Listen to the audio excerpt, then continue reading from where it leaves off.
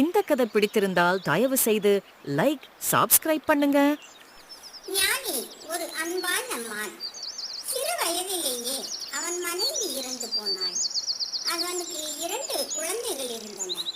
ஒரு நாள் ஞானி தன் குழந்தைகளிடம், குழந்தைகளே, நீங்கள் வீட்டில் பத்திரமாக இருங்கள், எங்கேயும் வெளியே செல்லாதீர்கள், உங்களையும் வேட்டையாடுபவர்கள் பிடித்து சென்று விடுவார்கள், நான் காட்டிற்கு சென்று உணவை தேடி எடுத்து வருகின்றேன், சரியா என்று கூறி சென்றது.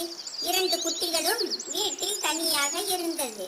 ஞானி மான் இரையை தேடி வீட்டில் தேடிவிட்டு வீட்டிற்கு வந்தான். வரும்பொழுது நிறைய தின்பண்டங்கள் வாங்கி வந்தான். அப்போது ஒரு குட்டி, அப்பா, இங்கு நிறைய தின்பண்டங்கள் எப்படியப்பா வாங்கி வந்தீங்க என்று கேட்டது.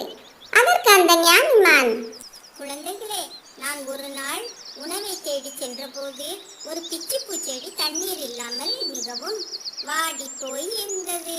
என்னிடம் அந்த செடி, அழகு மானே, நான் தண்ணீர் இல்லாமல் இறந்து விடுவேனோ என்று எனக்கு ரொம்ப பயமாக உள்ளது, எனக்கு கொஞ்சம் தண்ணீர் ஊற்றுவாயா என்று கேட்டது. எனக்கு அந்த செடியை பார்த்தால் பாவமாக இருந்தது.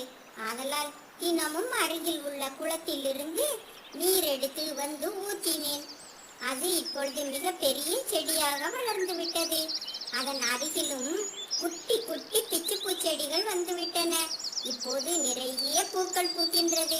நான் அந்த பூவை பறித்து நகரத்தில் கொண்டு விற்று வந்த பணத்தில் தான் தேவையான உணவுப் பொருட்களும் இந்த தின்பண்டங்களும் வாங்கி வந்தேன்.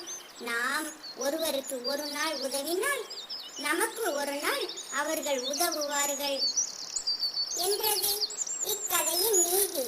நாம் எப்பொழுதும் ஒருவர் கஷ்டப்படும் பொழுது அவர்களுக்கு உதவ வேண்டுங்க.